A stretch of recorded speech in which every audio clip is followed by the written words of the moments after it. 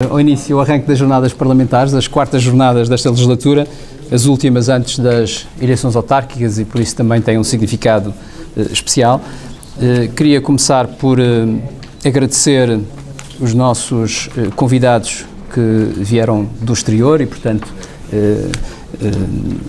do exterior da Madeira, neste caso, alguns que vieram do exterior do partido, e, portanto, outros do exterior da Madeira, o Óscar Gaspar, obrigado pela disponibilidade de estar cá nestas jornadas parlamentares, e o Álvaro Beleza também, um agradecimento especial por ter aceito estar cá neste debate sobre o plano de austeridade económico e financeiro e, designadamente, as questões da saúde e as questões económicas, respectivamente.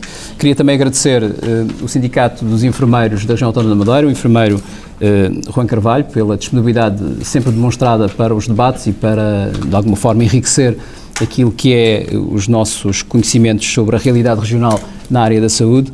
Agradecer também o Presidente da Delegação Regional da Ordem dos Farmacêuticos, que também prontamente aceitou estar cá para esta discussão. A doutora Henriqueta Reynolds teve uma urgência de última hora, teve que se deslocar ao Porto e não pode estar presente na sessão, o que lamentamos. Quero também agradecer a Lídia Bernardes por ter aceito também moderar o primeiro painel sobre a saúde.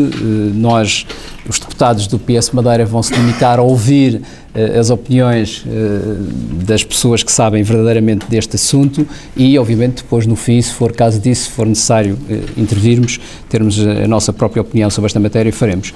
Queria, depois destes agradecimentos iniciais neste primeiro painel, também dizer que, além do painel sobre as questões da saúde, nós teremos amanhã, na parte da manhã, um painel sobre as questões da educação, com o tema de que o ajustamento económico e financeiro deve ser feito a favor da educação e não com os cortes cegos e contra, digamos assim, o sistema regional de educação.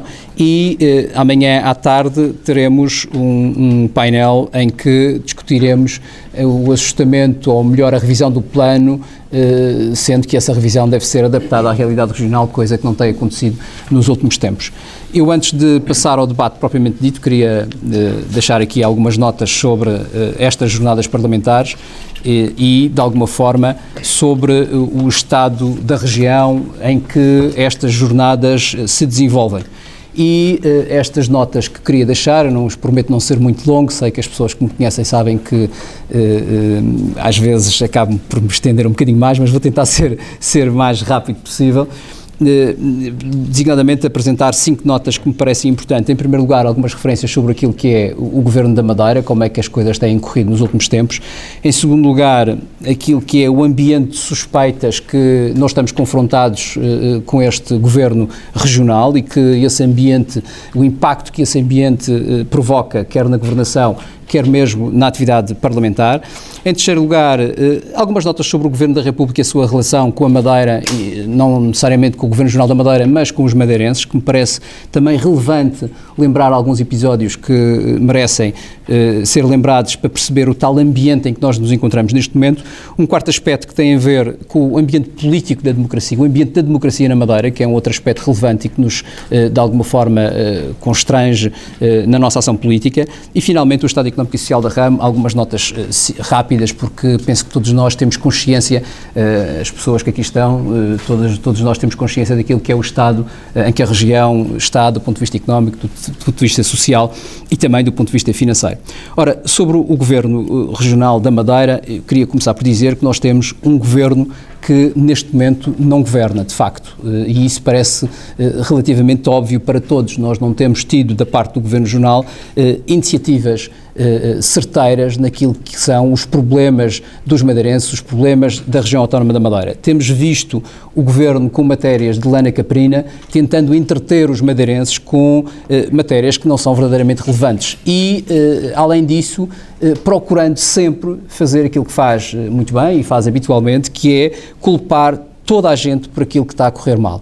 todos são culpados, menos eles, menos o Governo Regional, menos o Dr. Alberto João Jardim, que está no Governo há mais de 30 anos. E, portanto, esta atitude de covardia política, de nunca se responsabilizar por nada do que se está a passar na Madeira, é verdadeiramente intrigante e faz parte deste ambiente que nós vivemos na região autónoma da Madeira. Por outro lado, uma outra nota também sobre este Governo é que este Governo está de cócoras perante Lisboa. E está de cócoras perante Lisboa de forma ostensiva. Penso que todos nós compreendemos e aceitamos que um Governo existe para defender os seus cidadãos. Os Governos devem estar do lado dos cidadãos, devem defender os cidadãos que o elegeram. E os episódios que nós temos sido confrontados nos últimos tempos, e em particular nos últimos anos, não demonstram isso. Demonstram um Governo que não está disponível para defender os seus cidadãos, não está disponível para defender os madeirenses e significa, no limite, que este Governo definitivamente abandonou o povo da Madeira à sua mercê e à mercê de um plano de ajustamento económico e financeiro que ele próprio criou com o Governo da República, mas um plano que, como parece também consensual já na sociedade madeirense, não, no fundo, não resultará naquilo que o Governo se propôs a fazer, ou seja, nenhum dos problemas que nós temos hoje será resolvido por este plano de ajustamento económico e financeiro. Digamos que o Governo Regional, o Alberto João Jardim, comporta-se um bocadinho como um secretário de Estado de Passos Coelho e Paulo Portas. É uma espécie de secretário de Estado que aplica tudo aquilo que o Governo da República tem vindo a propor, mesmo quando não tem de o fazer, mesmo quando tem capacidade para o fazer, mesmo tendo um discurso contrário àquilo que o Governo da República faz. Ou seja, é um Governo com duas caras, diz uma coisa, faz outra, e isto é verdadeiramente preocupante para nós. Mas mais grave é que este Governo, voltando ao início, não tem nenhuma iniciativa. E se nós observarmos aquilo que tem sido as iniciativas do Governo Regional, elas resumem-se basicamente às questões relacionadas com o plano de ajustamento económico e financeiro. Digamos que nós tivemos umas eleições, ou uma campanha eleitoral em 2011, uma campanha eleitoral em que o Governo Regional apresentou, o PSD, melhor dizendo, apresentou um programa de governo que acabou por ser deitado no caixote do lixo e o programa de governo passou a ser substituído pelo plano de ajustamento económico e financeiro. Nós dissemos na altura que isso era uma afronta aos madeirenses, ou seja, nós dissemos na altura que aquilo que os madeirenses votaram não foi no plano de ajustamento económico e financeiro. Nenhum madeirense sabia o que ia se passar com o plano de ajustamento económico e financeiro. E é por isso que nós continuamos a dizer que as eleições de 2011 foram uma espécie de fraude aos madeirenses. Nós fomos enganados, nós fomos para um processo eleitoral com o Governo Regional com um plano, com um programa de governo que depois não vai a ser concretizado. E eu quero lembrar que isto foi muito diferente do que se passou no continente. No continente, os portugueses, em geral, e nós também madeirenses, souberam que havia um plano de ajustamento económico e financeiro. E sabiam que medidas iam ser implementadas. E o Governo da República hoje foi eleito precisamente com esse plano de ajustamento económico e financeiro. E, portanto, temos uma situação muito diferente. Mas, sobre o Governo Regional, ainda queria acrescentar uma outra coisa que me parece muito importante, que é a questão também do PSD. Ou seja, quase tão grave como o Governo Regional e a atuação do Governo Regional e a sua apatia é a luta permanente que nós temos visto no PSD. E eu estou a referir isto não porque nos interessa muito aquilo que se passa nos outros partidos. Isso não tem significado para nós, não deveria ter, devia de ser absolutamente irrelevante. Mas o problema é que esta luta do PSD está-se a estender para a governação regional e está-se a estender para a Assembleia. Nós somos confrontados todos os dias, ainda hoje voltou a acontecer, nós somos confrontados todos os dias com lutas entre barões ou não barões, ou ditos barões ou potenciais barões do PSD, que têm influência no governo e que alteram as opções do governo. E isto é muito preocupante. E isto está a passar de uma forma muito significativa, de forma muito intensa, e isto deve ter um fim e deve ser, enfim, denunciado de forma muito clara. E, portanto, esta forma como o PSD se tem portado nos últimos tempos e com consequências no Parlamento e no governo acaba por prejudicar o povo da Madeira e isso é, de facto, um contributo também para este ambiente que vivemos neste dia, nesta altura também de jornadas parlamentares. O segundo tema que queria referir tem a ver com o ambiente de suspeitas sobre este governo, de suspeita permanente sobre este governo. Já não basta nós termos um governo que não faz nada. Já não basta nós termos um governo que está de cócoras para Lisboa. Já não basta nós termos um governo que tem um partido que suporta esse mesmo governo, que está em lutas significativas e lutas essas que se estendem quer ao Parlamento, quer à governação e às opções governativas. Ainda temos um governo que está francamente sob suspeita e com dados muito concretos e com exemplos muito concretos e factuais. Este Governo está sob suspeita porque, por exemplo, escondeu uma dívida que diziam na altura era apenas de 1.000 e tal milhões de euros, 1.000 e tal milhões de euros. Ficamos a saber que depois eram 6,3 mil milhões de euros. Depois esconderam quase 2.000 faturas durante 7 anos. Durante 7 anos, reparem isto, 2.000 faturas escondidas durante 7 anos e cerca de 1.100 milhões de euros que afetaram o déficit público do país, mas também afetaram o déficit regional, que na sequência disto levou à intervenção do TCIAP e à instauração de um processo que ficou conhecido como o processo Cuba Libre e que não tem ainda nenhuma solução e, portanto, não está resolvido, já devia estar resolvido. No final do ano passado o país foi informado de que a resolução deste processo seria atrasado para abril. Já estamos outra vez em junho e continuamos sem nenhuma novidade sobre isto, mas aparentemente estamos perante um governo potencialmente de arguidos. É isto que nós sabemos, é isto que tem vindo a público, embora não conhecemos todos os dados da matéria. E, portanto, nós temos um governo, de facto, que é um governo de arguidos, e é esse governo de arguidos que está a governar a região e que supostamente tem que negociar aquilo que é o futuro da Madeira, quer com a União Europeia, quer com o país, quer com os bancos, e, portanto, isto deve deixar-nos a todos muito preocupados. Mas estas suspeitas não foram apenas nesta questão da dívida oculta. Quero lembrar também que o Governo manipulou estatísticas. O Governo, a Inspeção-Geral de Finanças, colocou a Direção-Regional de Estatísticas sob suspeita e exigiu uma reestruturação da Direção-Regional de Estatísticas porque, segundo a Inspeção-Geral de Finanças, houve manipulação estatística de um conjunto de dados importantes para a análise daquilo que é a governação, daquilo que é a realidade regional.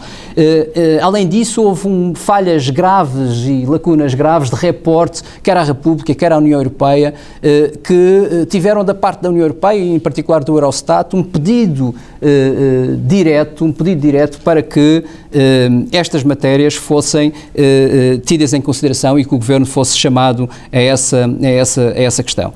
Um outro aspecto tem a ver com nos últimos 12 anos, a circunstância do Tribunal de Contas ter pura e simplesmente detectado 500 milhões de euros de irregularidades em cerca de 12 relatórios, e isto é outro aspecto preocupante. Mas não ficamos só por aqui, só para vos dar mais um exemplo e termino já esta matéria, mas gostaria que todos ficassem com a ideia desta questão das suspeitas.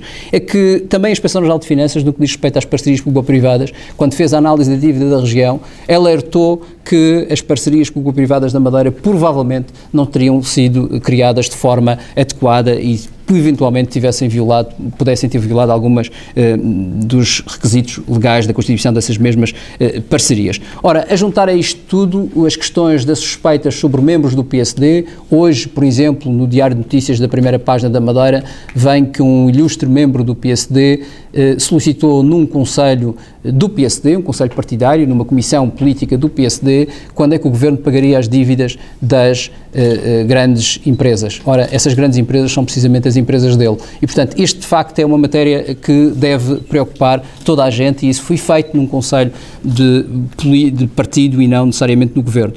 A terceira questão que queria referir tem a ver com o Governo da República.